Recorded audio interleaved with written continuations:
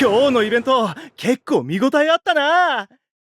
最後の方とかかなり接戦だったし、なんて言ったっけあのチーム。日本から来たって奴らか？確かチーム名は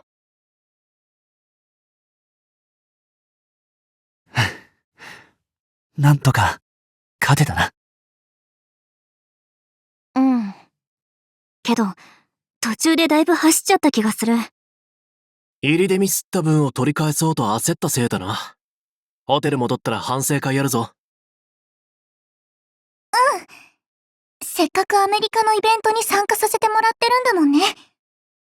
全部吸収して次に生かさなきゃ。慣れない環境での連戦で体力的にもハードなはずだが、みんな気合は十分なようだな。アメリカのイベントに？まあレーベル契約後の初仕事ということになる。そちらの事情を組んでスケジュールを組むつもりだが、仕事の期間中は日本を離れることになる。その前提でやるかどうかを判断してほしい。わかりました。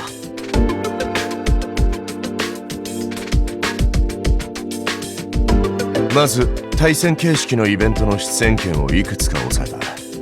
レーベルに所属するアーティストとしてアメリカでの知名度を上げることが目的だが、同時に現地での実践を通した経験を積んでもらいたいと思っている。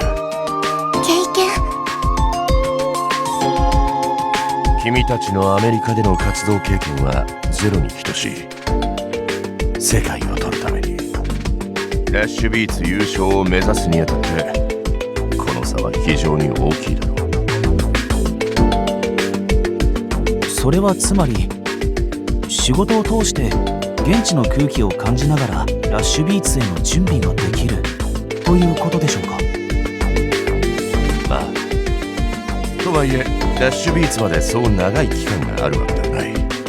短期間で経験を積もうと思うと一日に複数のイベントに出ることもあり、間違いなくハードなスケジュールになるだろう。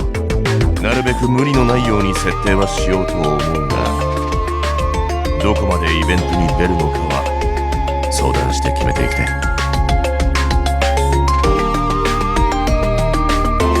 私はできる限り全部やりたい。うん、私も挑戦したいな。俺も賛成だ。向こうで勝ち上がるためには経験を積む必要があるだろうしな。ああ、正直現地での経験の少なさはずっと懸念としてあった。それを補えるのであれば願ってもない機会だ。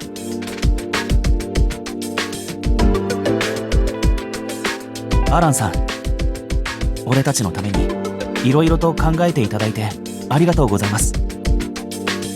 イベントの話ですが、ぜひやらせてください。わかった。スケジュールをすり合わせたら飛行機や宿泊施設はこちらで手配しよう。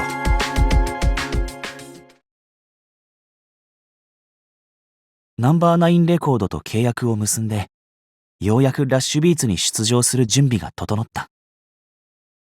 こちらのイベントの雰囲気もようやくつかめてきたが、ここからが正念場だ。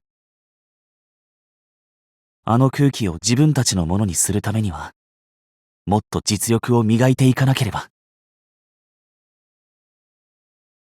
あれ？この通知。どうしたの？小羽。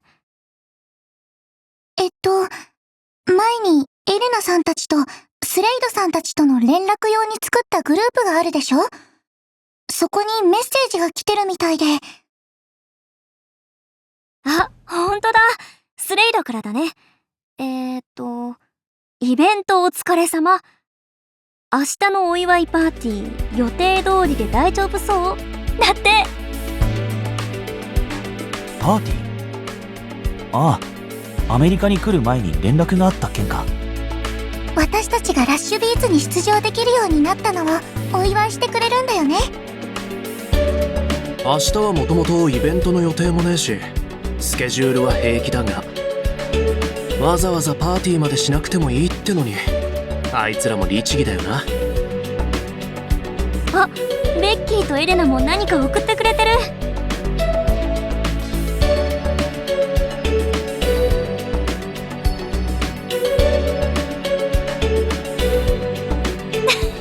すっごい張り切ってくれてる。こういうのなんだか嬉しいね。いい意味で空気が緩んだな。みんな慣れない環境の中で多かれ少なかれ気を張っているはずだ。だからこそ予定は大丈夫だと返信しておこう。みんなに会えるの楽しみだな。たまにメッセージのやり取りはしてたけど、最近バタバタしちゃってたしね。レーベル契約の手続きやら学校の課題やらが全部重なってたからな。